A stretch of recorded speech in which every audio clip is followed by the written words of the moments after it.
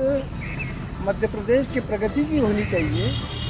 ये प्रचार प्रसार करके बाबा बागेश्वर कोई किसी प्रकार का कोई आशीर्वाद किसको देता नहीं है। कि कभी भी नहीं करती है और हमारे नेता माननीय कमलनाथ जी का भी स्पष्ट कहना है कि धर्म और राजनीति दोनों अलग अलग विषय है। धर्म राजनीति की वस्तु नहीं है और ना धर्म पर किसी का एकाधिकार है। और आप छिंदवाड़ा में जिस धार्मिक आयोजन की बात कर रहे हैं तो उसके बारे में मैं आपको बताते चलूं कि वो निहायत ही धार्मिक कार्यक्रम है, उसका राजनीति से कोई लेना देना नहीं है। अभी तक पे आपका स्वागत है। मैं हूं अशोक सोनी। आज बात करते हैं बुरहानपुर विधानसभा क्षेत्र में खड़े हैं, या बात करते हैं आम नागरिकों से कि यहाँ जो रैलियाँ निकल रही है और जहाँ पीसीसी चीफ बागेश्वर बाबा की कथा करा रहे हैं, इसका कितना इफेक्ट पड़ेगा, इनसे बात करते हैं। आप बताइए कि क्या इफेक्ट पड़ेगा, जैसे बागेश्वर बाबा की पूजा कर रहे, कथा करा रहे हैं कमलनाथ, तो क्या कांग्रेस को वोट देगी? क्या है, जनता कुछ समझने लगी है कुछ बातों को। इस तरह का धार्मिक माहौल बनाकर किसी प्रकार का कोई परिवर्तन होगा मुझे नहीं लगता। बात मध्य प्रदेश की प्रगति की होनी चाहिए।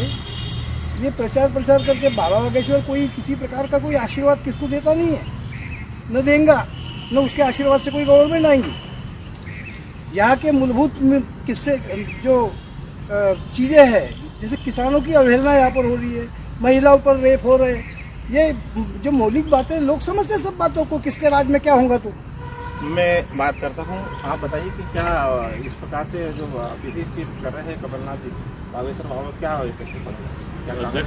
देखिए, सबसे पहले तो मैं स्पष्ट कर देना चाहता हूँ कि कांग्रेस धर्म की राजनीति कभी भी नहीं करती है और हमारे नेता माननीय कमलनाथ जी का भी स्पष्ट कहना है कि धर्म और राजनीति दोनों अलग अलग विषय है। धर्म राजनीति की वस्तु नहीं है और ना धर्म पर किसी का एकाधिकार है। और आप छिंदवाड़ा में जिस धार्मिक आयोजन की बात कर रहे हैं तो उसके बारे में मैं आपको बताते चलूं कि वो निहायत ही धार्मिक कार्यक्रम है, उसका राजनीति से कोई लेना देना नहीं है। क्योंकि कमलनाथ जी हनुमान भक्त है, उनकी आस्था है, इसीलिए उन्होंने इस कार्यक्रम को वहाँ पे आयोजित करवाया है। और दरअसल ऐसे कार्यक्रम आयोजित करवाने से होता यूँ है कि जनता को आध्यात्मिक सुख शांति मिलती है और कथाओं में कुछ ऐसे प्रसंग और घटनाएं आ जाती है, ऐसे कर्म आ जाते हैं जिससे कि आम जनता अपनी ज़िंदगी में अच्छे कर्म करने के लिए प्रेरित होती है। तो निश्चित ही इससे सुख और शांति समृद्धि आती है। प्रियंका जी, आप बताइए कि जैसे लाडली लक्ष्मी योजना चल रही है, इसका क्या सरकार को फायदा मिलेगा बीजेपी को?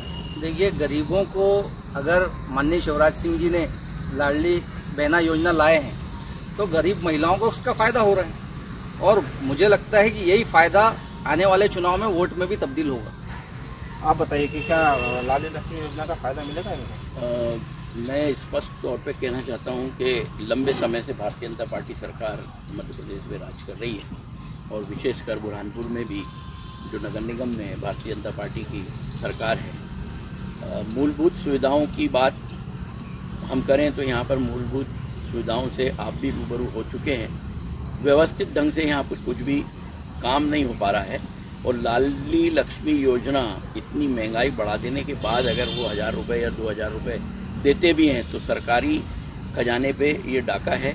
मैं उसको सिरे से ये बात कहता हूँ कि हमारे जो एम्प्लॉयज़ हैं, गवर्नमेंट एम्प्लॉयज़, उनकी तनख्वाहें नहीं हो रही, हमारे नगर निगम में भी तनख्वाहें नहीं हो रही, पूरे जो कर्मचारी हैं शिक्षा विभाग में बोलो, हेल्थ सर्विसेज में बोलो, नियुक्तियाँ नहीं हो रही है, बेरोजगार युवा घूम रहा है और 1000 रुपये आप बहना को देख के ये एक लॉलीपॉप जैसा मेरे को महसूस होता है। इनका आरोप है कि सीधे सीधे जनता के जेब पे डाका डल रहा है और सरकारी कर्मचारी को तनख्वाह भी नहीं हो पा रही है और एक तरफ घोषणाएं कर रहे हैं शिवराज जी। आप क्या मानते हैं इसको? क्या है लाडली लक्ष्मी योजना? क्या बीजेपी के नेता अपने पास से दे रहे पैसा? ये सब जनता का पैसा है। जनता के पैसों को एक तरीके से इधर इस्तेमाल दिया जा रहा है, महिलाओं को दिया जा रहा है। तो और ये मूलभूत सुविधाएं जो लोगों को मिलना चाहिए, यहाँ पर सड़कें खुदी पड़ी है, लोग परेशान है, शहर पूरा खुदा पड़ा है, इस पे बीजेपी के और कांग्रेस के नेताओं का कोई ध्यान नहीं है। लेकिन सब अपनी राजनीति उल्लू सीधा करने के चक्कर में इसको 1000 रुपये कम महिलाओं को दे देना, ये कहाँ का न्याय है जनता के साथ में? क्या फायदा मिलेगा? क्या जनता इससे कोई फायदा नहीं है, इससे कोई फायदा नहीं। इनका मानना है कि जनता कोई फायदा नहीं देगी और नहीं ऐसा करेगी। एक कांड हुआ था, सिटी कांड, पेशाब कांड, उसमें क्या बीजेपी को क्या इफेक्ट पड़ेगा इस मामले में? एक वो एक पर्टिकुलर वही कांड के बारे में जो बात करेंगे, पूरे प्रदेश में इस तरह की बातें हो रही है और ख़ास करके आदिवासी, SC, ST, OBC के ऊपर बहुत सारे अत्याचार हो रहे हैं। माइनॉरिटी भी उससे छूट नहीं रहा है और आने वाले जैसे जैसे इलेक्शन पास में आ रहा है वैसे ऐसे कांड बढ़ते जा रहे हैं, क्योंकि ये डिस्प्यूट जब तक पैदा नहीं करेंगे सत्ता में नहीं आ पाएंगे। ऐसी मानसिकता बना के रखी है यहाँ पर बीजेपी और कांग्रेस के लोगों ने, तो इस तरह की हरकतें होती रहती है। 2008 का चुनाव में आपको आपका गिना दूँ, यहाँ पर दंगा हुआ था, दंगा होने के बाद में बीजेपी की सरकार बनी थी। आप बताइए कि सरकार की जो योजना चला रही है, क्या आप लोग खुश हो? क्या इसमें क्या फायदा होगा? इसमें गरीबों को तो कुछ फ़ायदा हो नहीं रहा है, कुछ जगह जगह नेता ही अपने पेट भर रहे हैं, बाकी गरीबों को तो कहीं से कहीं कोई फ़ायदा नहीं।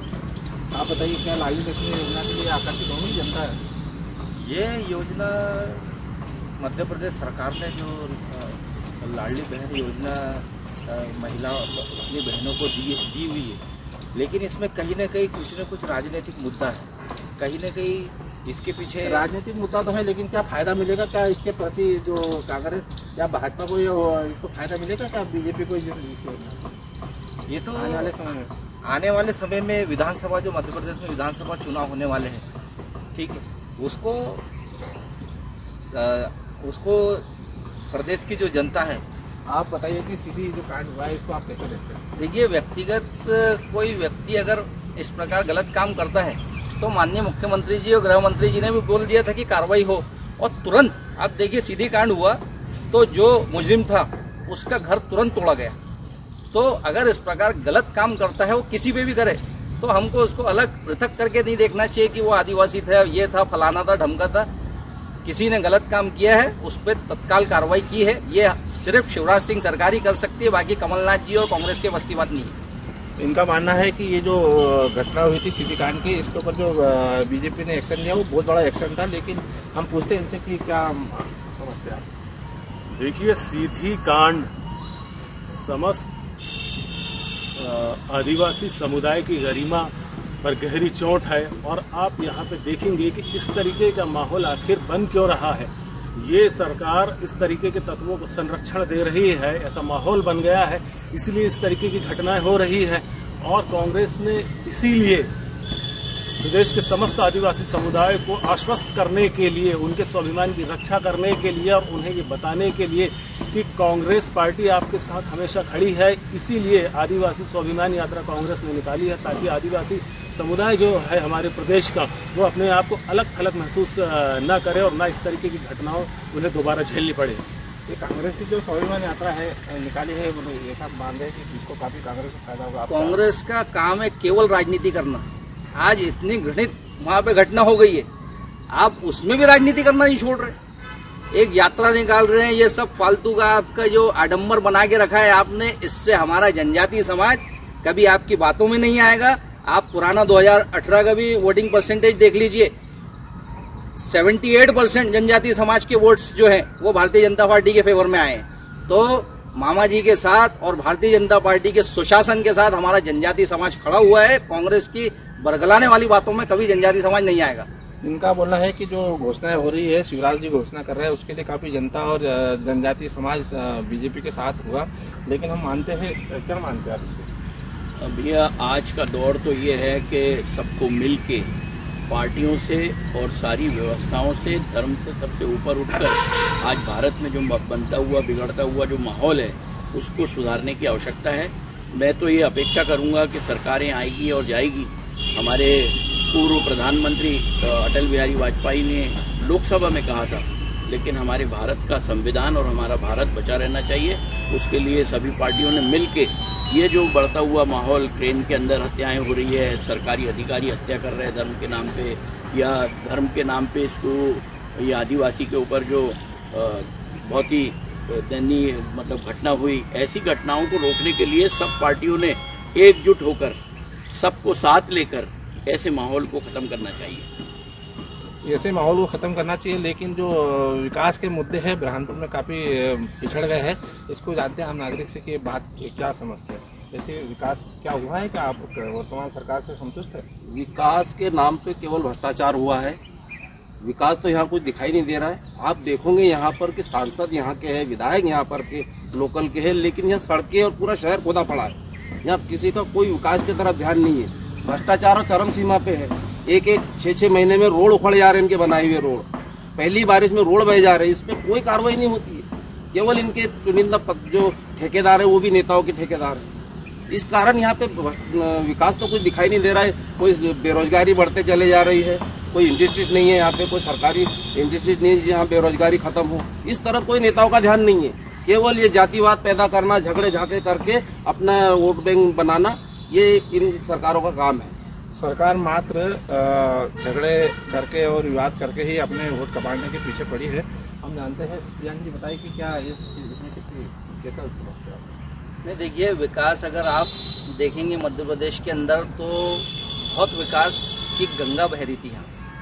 और हर शहर के अंदर अब जो बजट है, अगर आप सिर्फ लोकल की बात करें तो लोकल के अंदर भी हमारा बजट भी काफ़ी बड़ा है और जिस हिसाब से विकास होना चाहिए उस हिसाब से विकास भी बहुत हो रहा है। और यही कारण है, ये विकास ही एकमात्र कारण है कि विगत 20 वर्षों से लगातार भारतीय जनता पार्टी को जनता आशीर्वाद देते आ रही है।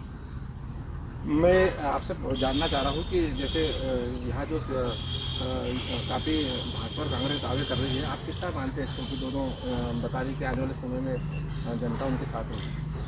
नहीं, कहीं न कहीं विकास को लेकर के जनता अपना डिसीजन देगी। और शहर में देखा जाए तो जगह जगह गड्ढे खुदे पड़े हुए हैं, ठीक है। उसके बाद में गंदगी पसरी पड़ी है। विकास के नाम पर कहीं पर भी कोई विकास नज़र नहीं आ रहा है। आप देखो जगह जगह पे कहीं पर भी, और बेरोजगारी और महंगाई से आम आदमी जूझ रहा है। तो कहीं ना कहीं तो इसका जो नुकसान है और जो फायदा है वो कहीं ना कहीं पार्टियों को भुगतना पड़ेगा, इसका भुगतान करना पड़ेगा। आपसे जानना चाह रहा हूँ कि दोनों पार्टी, जैसे भाजपा भी रैलियाँ निकाल रही है, भाजपा भी बड़ी बड़ी वादे कर रही है विकास की, और कांग्रेस भी कथाएं करा रही है। कांग्रेस हिंदुत्व की तरफ जाने की बता रही है, क्या इससे कांग्रेस को कोई फायदा नहीं है?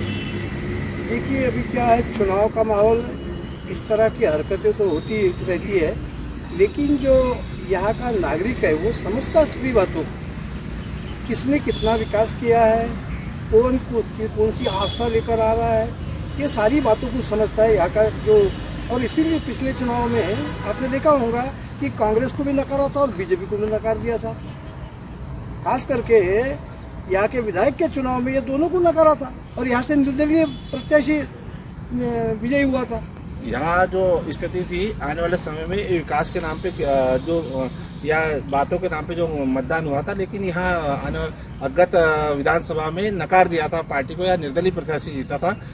बारिश के दिनों में भी राजनीतिक गर्मियाँ तेज हो रही है। बहरहाल जो देखना है कि आने वाले समय में जनता जनार्दन क्या फैसला करती है। अशोक सोनी, MP तक, बुरहानपुर।